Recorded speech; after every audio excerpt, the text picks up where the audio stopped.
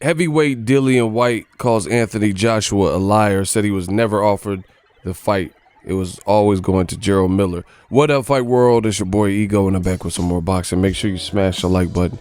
Also, subscribe to the channel for the latest and greatest in boxing.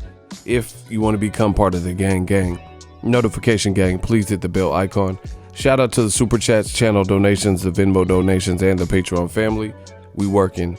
Shout out to Talk Sport, link in the description. They have an exclusive with Dillian Whyte where he calls Anthony Joshua a liar. And he makes it known that he was never given the opportunity to fight Joshua in June. Says the real deal. Dillian Whyte column, the WBC are protecting Wilder from me, and I had 0 offers to fight Anthony Joshua in New York.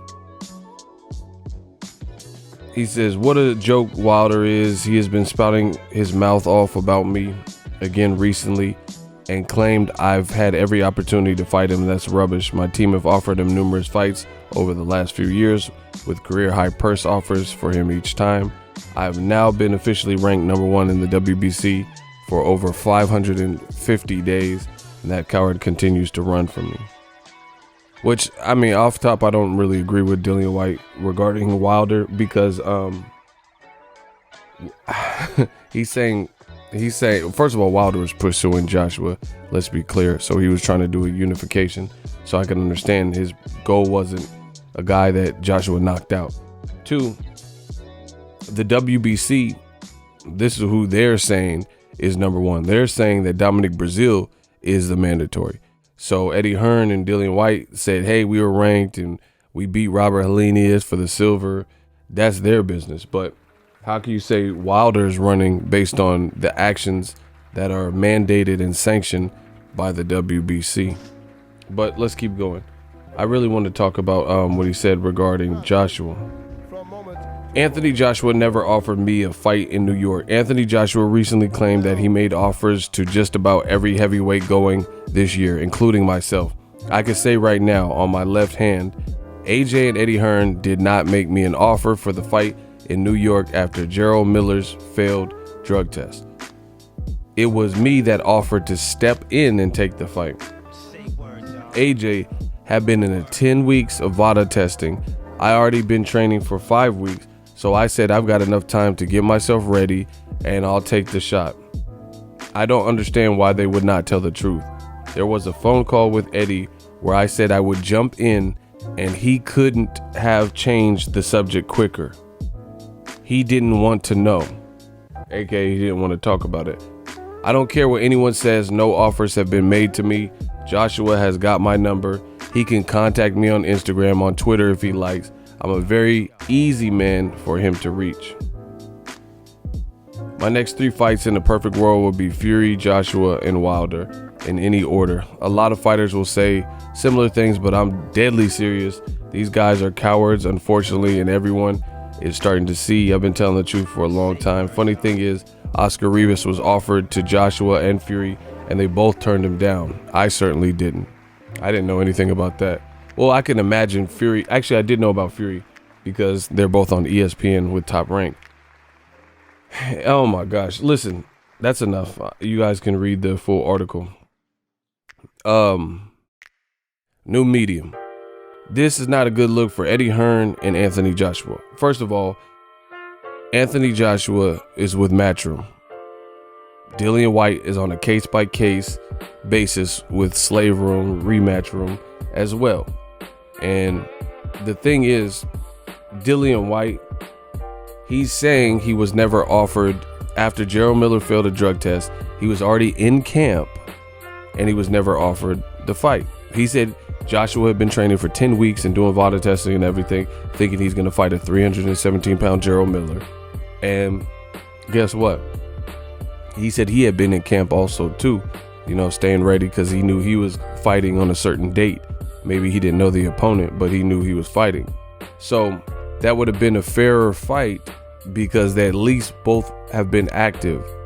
But guess what? The narrative switch from Joshua needing an opponent, and then people start blaming Luis Ortiz, which he would have had to step in by that time, 5 weeks off the couch or whatever, and get ready. And then there was some miscommunication with Luis Ortiz's team. Everybody blamed Luis Ortiz. Oh, why didn't you take the Joshua fight? $7-8 million is, you're a lunatic. But the thing is, like I said, why didn't they postpone the fight? Why didn't they say, okay, this is too little time for a fair fight for Luis Ortiz. Let's push the date back. Same venue and everything. Let's just push it back to July. So we both, everything's on the up and up. Joshua could take a little break, resume training, because they wanted that edge. They wanted that advantage. They don't care that Luis Ortiz, has to just get up and put something together with sparring partners and have 5 weeks to do it. How come they didn't pick Luis King Kong Ortiz instead of Gerald Miller to begin with, and we wouldn't have worried about Gerald Miller failing the drug test, right? How come they didn't pick Dillian Whyte to begin with when he was supposed to be the front runner? These questions haven't been answered by Team Joshua, right? And then now you have Dillian Whyte speaking out. He works with them. He works with Eddie Hearn, and he said he didn't want to know about it. I'll read the quote again. We'll zoom in. He said, "I don't understand why they would not tell the truth. There was a phone call with Eddie Hearn where I said I would jump in and fight AJ, and he couldn't have changed the subject quicker. He didn't want to know." So that's what I said. Like, see, you guys just go with whatever, narratives are being spun, but you got to make sure it makes sense. This was before Oscar Rivas was even announced. So if you're in dire need, why did Dillian Whyte get ruled out so quick? Gerald Miller just messed up this Madison Square Garden event. Andy Ruiz hadn't come to the plate yet. You need to fill the void, and you have a matchroom fighter right there. I told you, because first of all, they don't want to give Anthony Joshua the disadvantage where, like, he's training to fight a switched opponent, someone who's proven to be tough for his style, like Dillian Whyte has, because they've already fought at least twice between the amateurs and pros, and then have to switch, and knowing he's been training too. Not as long as Joshua, but he at least had been training. He just told you that. He said, I've been training. Look, I had already been training for 5 weeks. He tells you right there. So I said I got enough time to get myself ready and take the shot. But they don't want to put Joshua at that type of disadvantage where, one, he has to switch opponents and then switch to a deadly opponent that has already given him problems, made for tough fights, beat him, dropped him in the amateurs, and then in the pros hurt him. They're not going to give Joshua that type of deficit, but they don't care about Luis Ortiz being at a deficit, having minimal time to string together a camp. They don't care about that, because this is a politic thing. This is about the cash cow, and they're not going to put him at that type of deficit. It's similar to what I told you with like the Canelo situation. Why would he put a rehydration clause on Danny Jacobs and Rocky Fielding? Because those guys were 6'1" or better. So he wants to limit how much they can rehydrate. He didn't put one and place a rehydration clause on Amir Khan. You know why?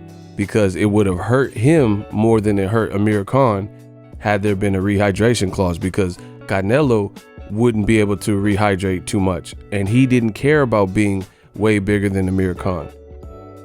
But he cared about Danny Jacobs and Rocky Fielding potentially being way bigger than him. That's why they had these penalties and fees and stuff like that. And this is what it is. This is what it is with the, like this whole A side and the politics. They're not going to put Joshua at a deficit where he has to switch opponents and then fight somebody that has given him tough fights last minute, but they don't care about doing it to Luis Ortiz or whatever and things like that. And it's interesting that Dillian Whyte's speaking out and he's saying, hey, I was never offered the call. Eddie Hearn switched the subject. Like, he didn't even want to talk, or he didn't want to offer that. The other thing is, those are two UK fighters. Like I said, new media, those are two UK fighters. So another reason why they probably didn't do it is because this is Joshua's American debut. So they're thinking of like, Eddie Hearn's probably thinking, hell no, I'm not going to waste this UK fight with two British fighters, two British heavyweights that have a domestic rivalry back at home in the UK. I'm not going to give that to America. We're going to max this out. And if they do fight again, we're going to have it in the UK. That's another reason why it probably didn't happen. Aside from the last minute switch, is because Eddie Hearn's not going to give up no shit like that. He wants Sky Sports and, he wants to be able to plan it and have the full proper promotion to maximize the dollar and then bring that fight to the UK whenever it happens, whenever they rematch, right? But this is more proof to this whole new media stuff. Like, he's saying Joshua never, ever offered me the last minute June fight. So, people who are trying to blame Luis Ortiz and stuff. Okay, cool. Why didn't you fight Dillian Whyte? These are the best. Luis Ortiz and Dillian Whyte are the best non-champions. I consider Tyson Fury the lineal champion. So you have the big three, Wilder, right? Wilder, Joshua, and Tyson Fury in no particular order. And the most deserving and best non-champions are Luis Ortiz and Dillian Whyte, for sure.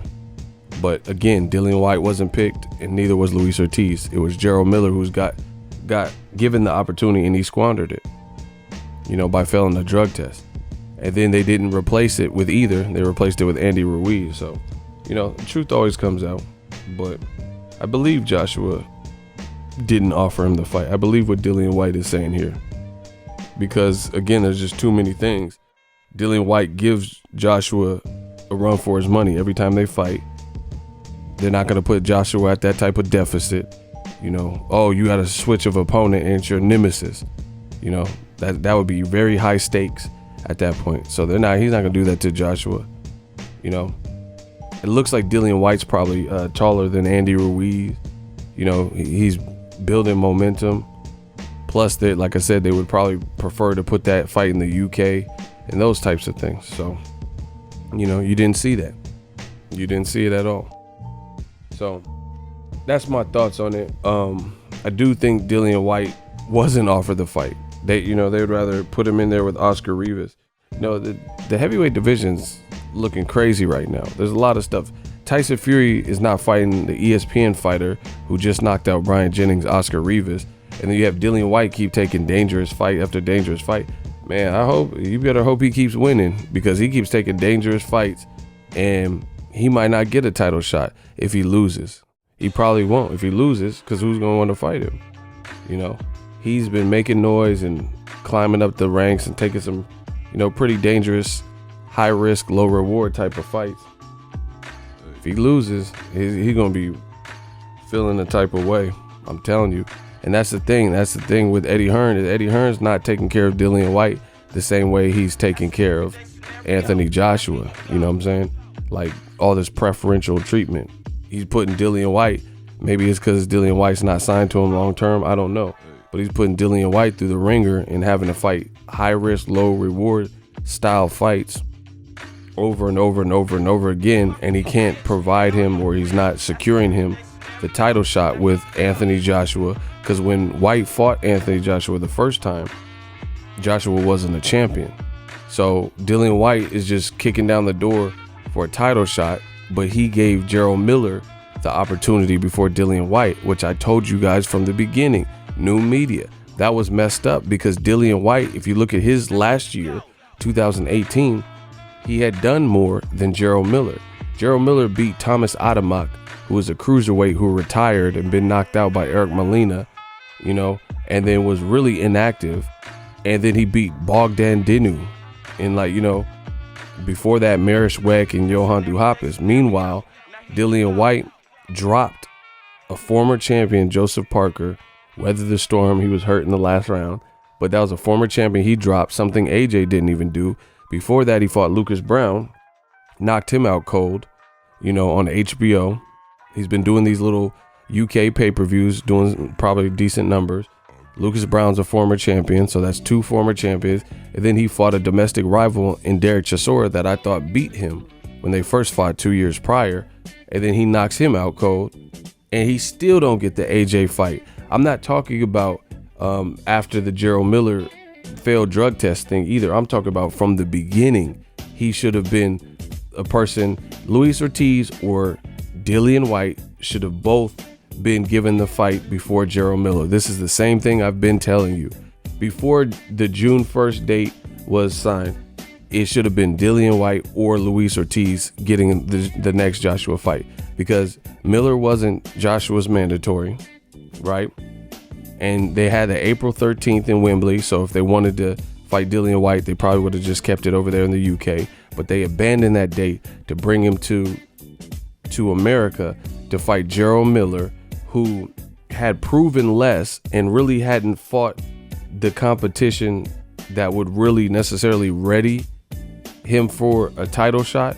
So he didn't really prove that, you know, the title shot should be next, and he still got it. And then he messed up by failing the drug test, and it backfired on them. Meanwhile, Dillian Whyte keeps taking these tough ass fights, still ain't got a title shot. Crazy. Let me know what you guys think. Drop your thoughts in the comment section. Make sure you smash the like button. As always, hate, comment, and subscribe. Till next video, it's Ego signing off. So if you enjoyed this video and want more content like this on the channel, you can show your appreciation by going to the PayPal donate button or the YouTube support button, and you can donate any amount that you feel is equivalent to the value of this video. Much more to come. Thank you guys for your support. Boxing Ego, the future of boxing.